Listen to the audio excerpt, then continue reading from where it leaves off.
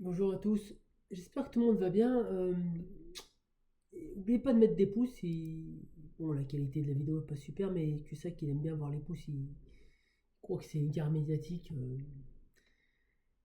Qui compte les pouces comme ça, et dans son petit délire.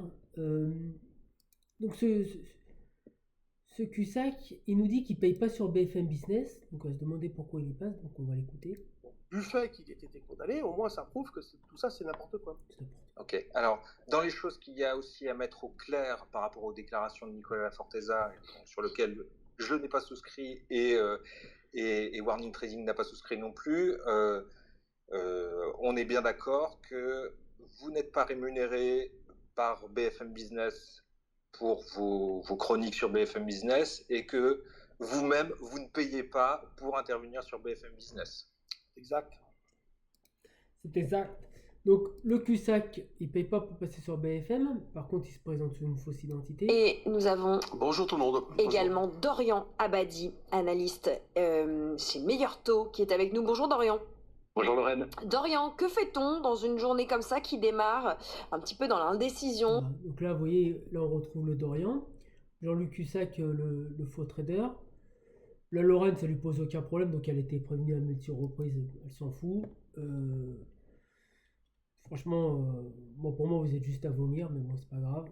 Donc là, on va voir cette émission. Donc là, on est Société Générale. Société Générale, c'est la banque qui était en faillite, remboursée, renflouée plutôt, par les caisses de l'État, donc par nous.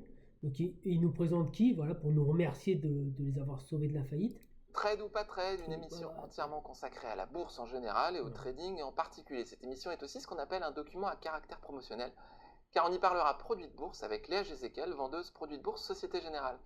Alors au menu cette semaine, nous avons quoi? Nous avons le CAC 40, le CPI aux États-Unis, le pétrole, Lagardère, Logitech et l'or. Il ne reste plus qu'à vous présenter nos invités traders autour de la table. Alors on va commencer par Jean-Louis Cussac. Jean-Louis Cussac, fondateur et formateur chez Perceval Finance. Bonjour Jean-Louis, merci d'être avec nous. Dorian Abadi, Meilleur Taux Placement, analyste Meilleur Taux Placement, merci d'être avec nous. Donc on retrouve toujours le même, hein. Meilleur Taux Placement, le patron c'est Marc Fiorentino, vous pouvez le retrouver sur BFM, moi j'étais fan, mais pourquoi il dit pas que Cusack est un mythomane, un imposteur? Il doit quand même être au courant.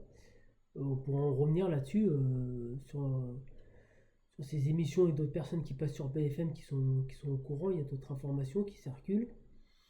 Et c'est gravissime parce que ce Cusack rentre dans des sommes tellement délirantes. On parle plus d'argent, on parle de vie, hein. Il a ruiné des gens. C'est un mythomane, c'est un imposteur. Il s'est inventé tout un parcours complètement délirant. Donc dans le délire, pas condamné, ça on a déjà vu. Donc il a toujours pas vraiment compris pourquoi on l'attaquait en justice. Comment l'avocat là au civil c'est 12 000 euros. Donc c'est un bon avocat j'espère, du moins. Donc il comprend pas. Donc il a tellement pas compris. Donc que ça soit clair, hein, au civil, il voulait pas répondre. Il était assigné par le tribunal, autrement il allait être jugé. Et au dernier moment, il t'a balancé sa défense qui est complètement délirante, qui va avec le type de toute façon. C'est un mec complètement. C'est un farfelu. Ce qu'il faut bien comprendre, c'est que Jean-Louis Cussac, c'est BFM Business et c'est les courtiers. Les courtiers, en vérité, ils avaient besoin d'un farfelu, tu vois, d'un mythomane, d'un rigolo, un guignol, qui passe tous les jours sur BFM, nous dire qu'il gagne, pour ouvrir des comptes. Alors vous direz, ça a marché, hein. Tu ouvres des comptes chez les courtiers. Les courtiers, ça génère du flux. Frais de courtage, qui est normal, c'est leur métier, donc ils ramènent de l'argent et ils payent BFM Business. Tu as BFM Business qui vend leur publicité aux courtiers, d'accord, voire qui vendent carrément leur micro. Tu as les courtiers qui génèrent du flux grâce à des faux traders comme Jean-Luc Cussac et d'autres, hein. Il n'est pas tout seul, pas Abadi. Abadi, à aucun moment il dit qu'il est trader. C'est à son honneur, c'est pas un menteur comme ce Cussac. Et tu arrives dans des situations complètement délirantes où tu as des gens comme nous, voilà. Donc tu es obligé de faire des vidéos sur YouTube pour essayer d'avoir justice. Surtout qu'il est tout le temps en train de la ramener, que personne ne lui a demandé quoi que ce soit. Donc là, c'est complètement délirant. Donc il nous explique qu'il faisait 1 million 700 000 et maintenant il fait 400 000 et c'est à cause de moi. Donc il nous dit qu'il a plus de clients, mais il fait 400 000 euros de chiffre d'affaires. et il nous dit qu'il ne touche pas de rétrocommission des courtiers. C'est quand même fou, quand même. Comment c'est possible tout ça? Moi, je me pose des questions. Vous voyez? Et encore plus gros, là c'est énorme. Ça est déposé devant un tribunal. Donc là, il marque par les mensonges de c'est moi, monsieur Laforteza, alors, c'est moi le menteur. Et là, il marque Mathieu Serron, salarié formateur de PFC. Donc Mathieu Serron, tu vas de partout, c'est marqué trader pour compte propre. Mais Mathieu Serron, il ne peut pas être salarié, parce que Mathieu Serron, il était associé, et puis il a surtout une société en freelance. Et donc, il facturait entre 70 ou 90 000 euros par an à Perceval. Donc, il n'a pas pu démissionner parce qu'il n'était pas salarié. Donc, ces gens-là, devant un tribunal, après, en vérité, on voit, ils ont tous le même fonctionnement, quoi. Ils racontent n'importe quoi. Ils balancent des documents complètement délirants devant un tribunal. Il a démissionné à cause de moi parce qu'il a fait un burn-out. Non, mais tu crois rêver, quoi. C'est eux les victimes. Et le mec, il peut pas démissionner parce qu'il n'est pas salarié. Donc, Mathieu Serron a été salarié il y a des années. Après, ça a été le gendre de Jean-Louis Cussac. Et c'est Jean-Louis Cussac, après il te dit c'est une société normale. C'est Jean-Louis Cussac qui a dit à Mathieu Serron, tu quittes sa copine qui est maintenant sa femme avec ses enfants. Hein. Il lui a dit, bah tu la quittes, tu te mets avec ma fille. Mais avec sa fille, ça s'est très très mal passé. Donc Serron est retourné avec son ex, qui a voulu le reprendre, on ne sait pas pourquoi. Et donc tout ça, il ne le dit pas. Par contre, il va te parler des relations de ci, de ça. Il parle des relations des autres. Mais il ne parle pas quelle société normale prend son salarié pour le mettre avec sa fille? C'est pas une société normale. Mais ça, il n'en parle pas. Par contre, il parle de la vie des autres. Et il va s'inventer tout un personnage comme ça. Donc là, il va se présenter. Vous allez voir le personnage qui s'est inventé, l'histoire qui s'invente. Et on les a invités puisque effectivement ils avaient fait une enquête à l'appui du témoignage de Nicolas Laforteza. Alors peut-être pour commencer, Jean-Louis Cussac, vous voulez réagir un petit peu à cet événement, quoi, au rapport avec Marc Blatta et Dimitri Dia. Donc on le rappelle, ça c'était à l'été 2020. Bah, si vous permettez, est-ce que je peux me présenter par exemple? Voilà, donc là il s'est créé tout un personnage dans sa mythomanie. Et donc là, il l'invite pour parler de Marc Blatta, son ancien ami qu'il a pris 1 000 euros pour escroquer des gens. Donc lui, non, il va remettre sur moi. Tu vois, on ne parle pas de Nicolas Forteza, on te parle de toi et de Marc Blatta. Voilà. Donc là, il va se décrire, vous allez l'écouter, le personnage Cussac. Exemple, parce oui, allez-y, je vous en prie.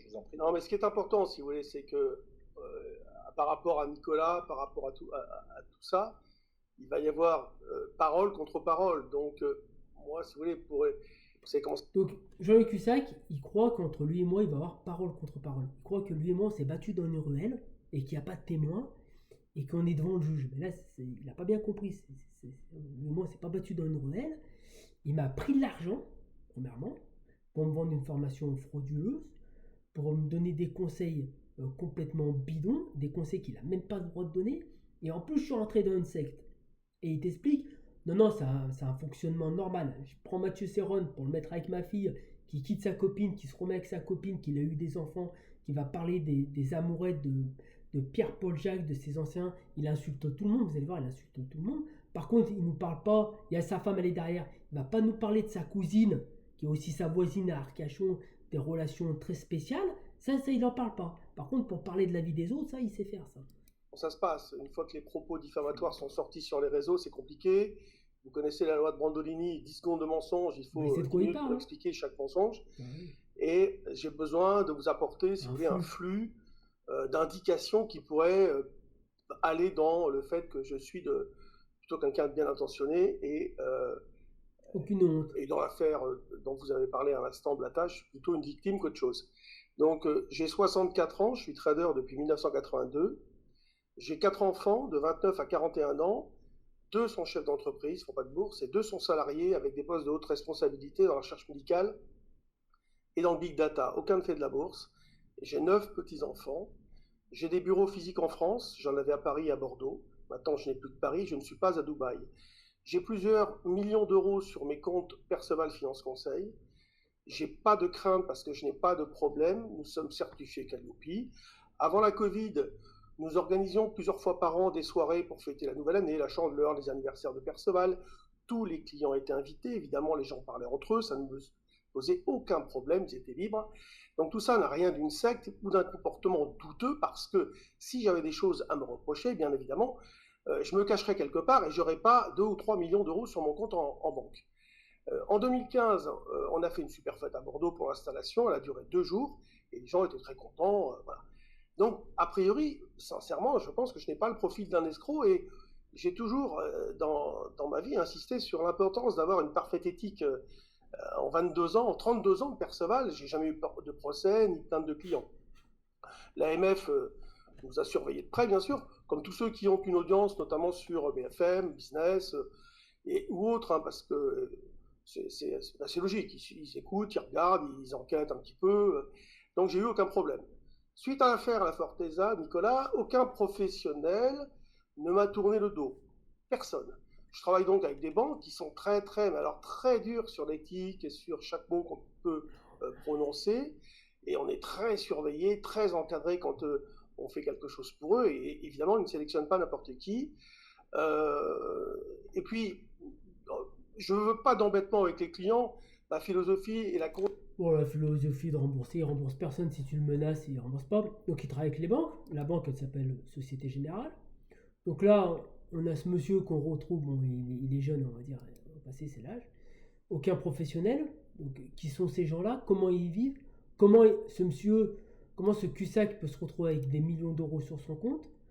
Il y a quand même beaucoup de questions qui se posent. Hein. Donc, de formateur, de trader, il devient formateur. C'est Dr Jekyll et Mr Hyde. Tu vois, en réalité, il croit que c'est parole contre parole, c'est ma parole contre sa parole. En réalité, c'est sa parole contre sa propre parole, quoi. C'est Cusack, c'est Cahuzac, quoi. C'est deux personnes, tu vois. T'as Cusack le formateur, t'as Cusack le trader, t'as Cusack le bon père de famille, voilà, ils sont plusieurs dans sa tête et ça va où ça l'arrange. Ça gonfle les pectoraux. Une fois qu'il voit qu'il fait pas le poids, ça se sert de la justice. Une fois qu'il voit que la justice lui donne tort, il se fait passer pour une petite victime. Et ça continue dans un délire comme ça. Il insulte les gens. Et c'est un addict. C'est un addict au mensonge. C'est un mec qui subit sa propre vie. C'est un... faudrait que quelqu'un lui explique que tous les matins quand il se lève pour aller perdre de l'argent, ce n'est pas un métier, c'est une addiction. Voilà, c'est un addict. Il subit sa propre vie. Donc oui, ça va être parole contre parole, mais ça va être la parole de cul-sac contre cul-de-sac. Voilà. Donc qui il est vraiment, Jekyll et Mr Hyde, l'homme aux multifacettes, complètement perdu dans son autre monde.